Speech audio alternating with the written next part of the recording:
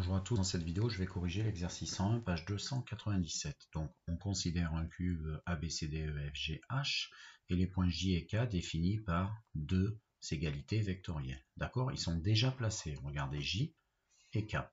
Ok. Alors bon, A vers J égale 3 fois A vers C. A vers C, A vers C, à peu près là, vous voyez, et A vers C. Ok, 3 fois A vers C, j'arrive en J. Ok. Et A vers K, c'est 3 demi, c'est-à-dire 1,5 A vers E. A vers E et plus une moitié, 1,5. Ok. D'accord. Première question, petit a de 1. Exprimez les vecteurs JK et JG en fonction des vecteurs AC à E. Bon, c'est un classique, c'est décomposer un vecteur en fonction, et ici, de deux autres. D'accord? Et une autre question, décomposer JG en fonction de deux autres. Vidéo bleue, décomposer un vecteur dans le plan ou dans l'espace. D'accord? Alors, si vous ne savez pas faire, vous faites pause. Alors, du coup, je dois exprimer JK en fonction de ACAE. Alors, le premier conseil que je vous ai donné, que je répète encore, c'est de mettre en couleur pour les codages, pour les longueurs égales, et également pour les deux vecteurs en question qui sont aujourd'hui ACAE. Donc, premier réflexe, vous mettez un peu de vie à votre figure de façon à mieux visualiser les choses. Donc, regardez ce que j'ai fait. Donc j'ai mis mes deux vecteurs ici AC et AE et j'ai rajouté des petits codages indiquant des longueurs égales pour justement la première relation AK égale 3 demi de AE et l'autre relation AC fois 3 donne AJ. Ok? Donc les trois symboles identiques. Tout ceci c'est juste pour mieux voir et ensuite apprendre à bien décomposer. Alors c'est parti. Le premier déplacement c'est J vers K. J est ici, K est ici. Conseil que je vous ai déjà donné, que je répète, on doit aller de J vers K en utilisant que les déplacements en rouge. Donc on va peut-être pas passer toujours sur du rouge, mais sinon on s'y ramène par collinéarité. Donc il faut décomposer le déplacement J vers K. On ne passe également, conseil que j'ai donné, que sur les lignes qui sont ici visibles, dessinées. Donc regardez, pour aller de J vers K, il est clair que déjà il faut commencer par là. Et ici, la question se pose, est-ce que je vais en G, puis après je vais en A, je repasse devant E, puis en K, ça semble très compliqué. Le but, c'est de suivre du rouge. Si je veux suivre du rouge, déjà, regardez bien, si je fais ça, je vais me ramener à AC. C'est clair que je vais suivre ici le déplacement J vers A, le vecteur JA, il est multiple de AC. Attention, ils ne sont pas dans le même sens. AC et J vers A. Donc il faudra faire attention à notre coefficient multiplicateur. Donc déjà, le déplacement JA va pouvoir s'exprimer en fonction de AC. Le deuxième, la suite. A vers K pour finir. Eh bien, A vers K, c'est gagné. A vers K, c'est une certaine quantité de A vers E. D'ailleurs, c'est marqué ici.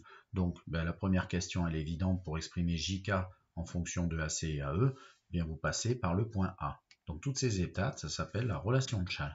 Donc, JK, c'est JA plus AK, relation de Chasles en A. Et JA, alors c'est là qu'il faut faire attention. JA, si vous regardez bien, c'est un CA, attention, C vers A dans l'autre sens, un autre CA, donc J vers A, c'est 3 fois C vers A, mais C vers A, c'est moins AC. Donc ça fait au total moins 3 AC. OK? Pour JA. Et enfin, AK, il suffit de recopier l'énoncé. 3 demi de AE. Vous remarquez que j'ai mis de la couleur, c'est pour la suite, pour mieux visualiser les choses.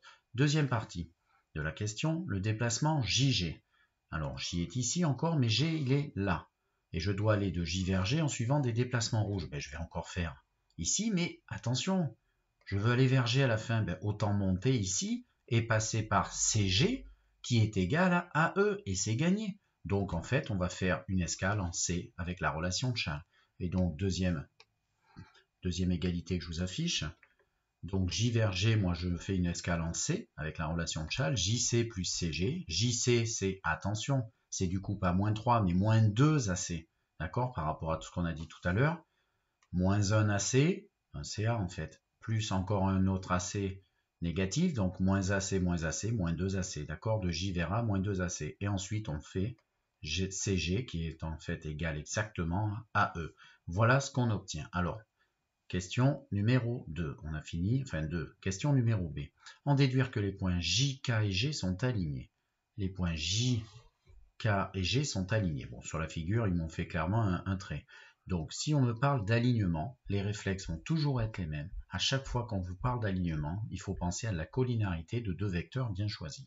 D'accord? Donc ça, c'est des questions à se poser. Et la collinéarité, c'est chercher de passer d'un multiple de l'un qui donnerait l'autre. D'accord? Donc je vous affiche mes petites idées en vert qui doivent vous traverser l'esprit. Vous voulez 3 points alignés? Alors moi j'ai pensé à JK et JG. Pourquoi ces deux-là? Parce qu'après tout, on pourrait faire KJ avec KG. Pourquoi JK et JG? Ben regardez, on a déjà fait du travail dans la question A. On a déjà exprimé JK et JG en fonction des deux mêmes bases de comparaison.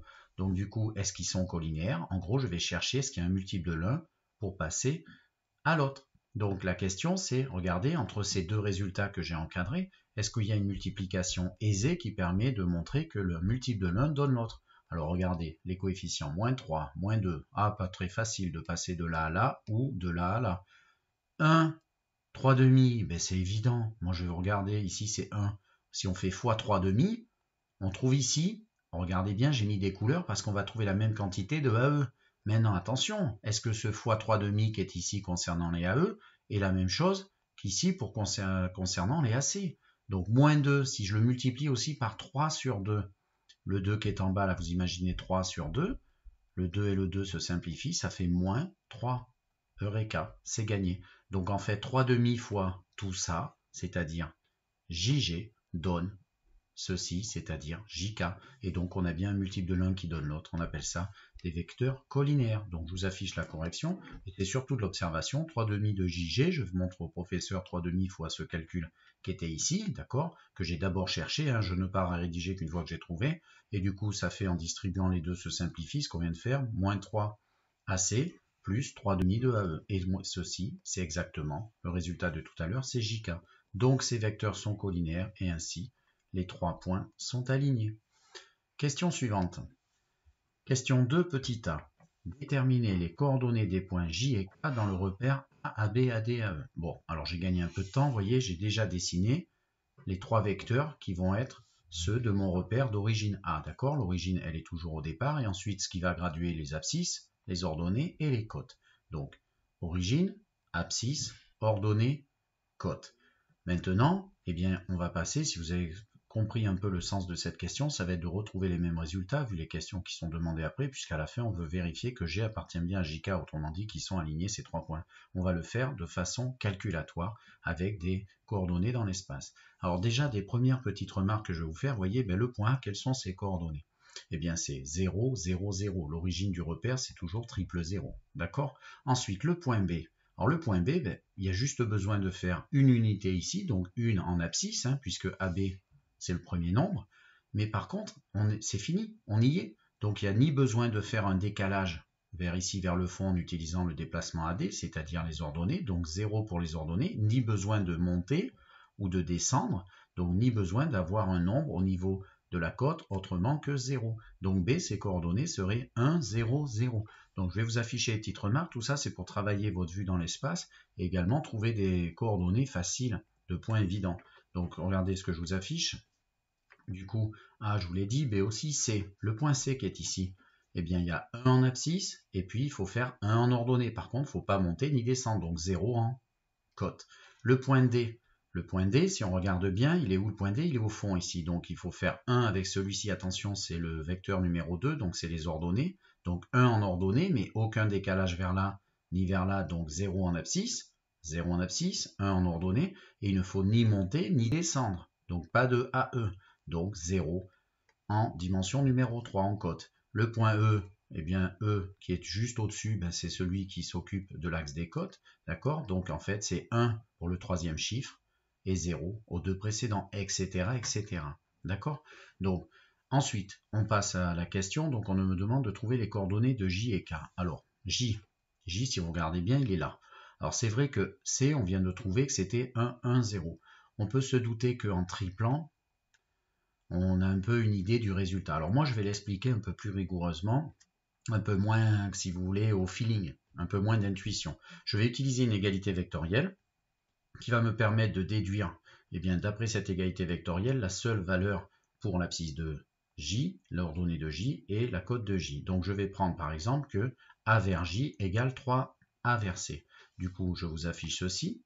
C'est pour trouver les coordonnées plus rapidement, en les expliquant bien, parce que peut-être si je donnais directement le résultat, j'en perdrais certains. Alors, AJ, je sais que le vecteur AJ, c'est 3 fois, c'est avec J que je cherche, d'accord? C'est mes 3 inconnus.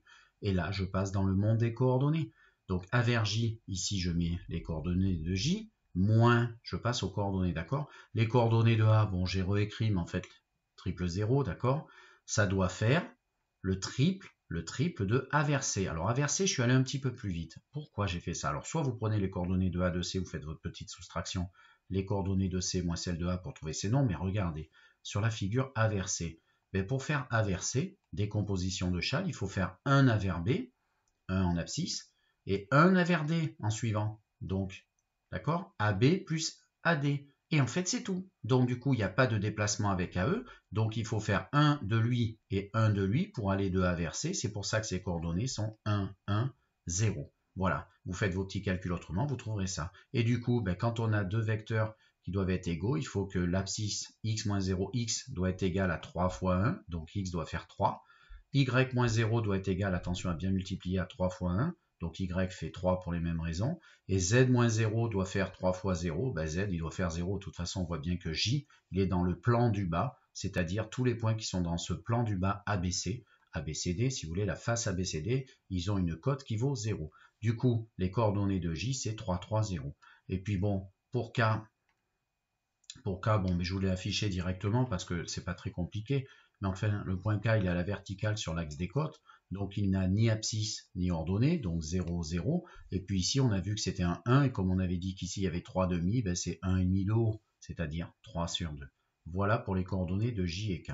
D'accord? Peut-être que vous aviez trouvé ceci plus rapidement avec du bon sens. Alors, question numéro B. Donner une représentation paramétrique de la droite JK. Eh bien, écoutez, on m'a donné à trouver les points J et les points K. Quand vous voulez trouver l'équation, une équation paramétrique de la droite JK, il vous suffit d'avoir un point, soit J, soit K, et un vecteur directeur. Le vecteur directeur le plus simple auquel il faut penser, c'est le vecteur JK, ou KJ éventuellement. C'est gagné. Après, vous appliquez directement votre cours sur une équation paramétrique de droite, vous remplacez au bon endroit, et vous avez l'équation que vous donne ce premier choix, d'accord? C'est-à-dire une des équations paramétriques. Donc je vous écris ça. JK passe en particulier par le point J, d'accord? J'ai mis du bleu pour expliquer en bas, là. 3, 3, 0. Et elle est dirigée par le vecteur JK. On calcule ses coordonnées comme on sait faire, avec K ici, les coordonnées de K moins les coordonnées de J, 3, 3, 0. On fait ces petits calculs, et voilà les coordonnées que je trouve pour le vecteur directeur JK. D'accord? Alors le truc qu'il y a, c'est que vous voyez, je vois des signes moins en majorité, 2 sur 3, et je vois un divisé par 2. Ça, attention, vous n'êtes pas obligé de le faire.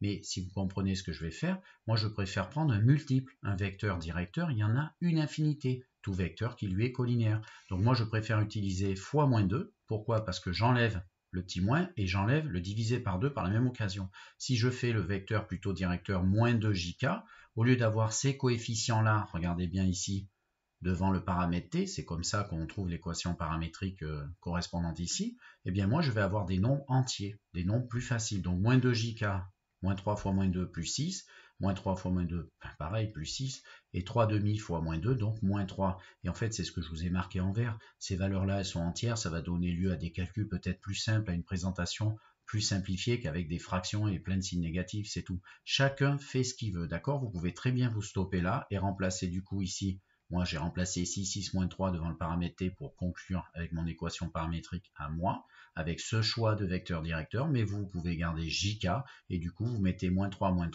3 demi ici. C'est tout à fait correct aussi, c'en est une autre. Voilà, c'est pour ça qu'on dit une équation paramétrique, c'est parce qu'il y en a une infinité.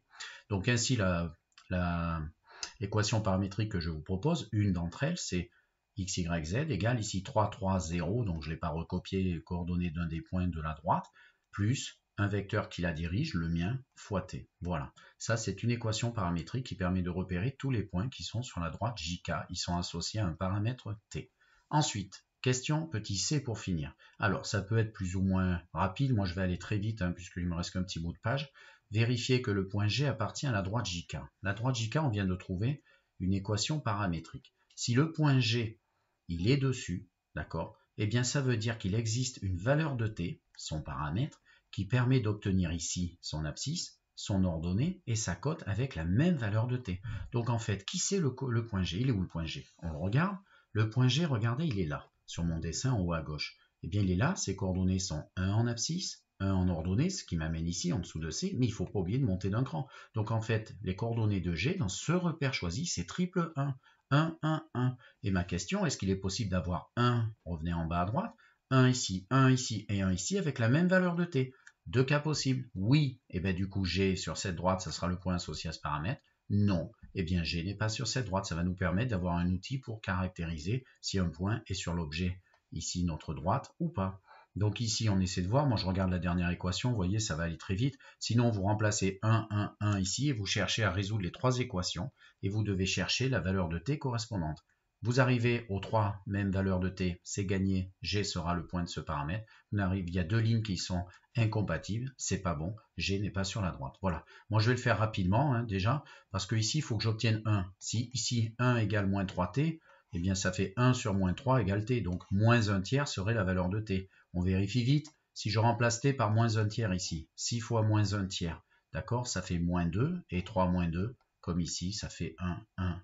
Et du coup, c'est gagné. En fait, G, c'est le point de paramètre 1 moins 1 tiers. Donc, comme ça va assez vite, dans ce cas-là, ben, j'ai fait directement la correction qui s'affiche juste en bas pour finir. Et donc, G, c'est le point qui est sur cette droite, donc triple 1, ce que je vous ai dit, il est sur cette droite car c'est le point en fait de paramètre égal à moins 1 tiers. Donc, j'ai justifié le paramètre qui correspond à G, donc effectivement, il est sur cette droite.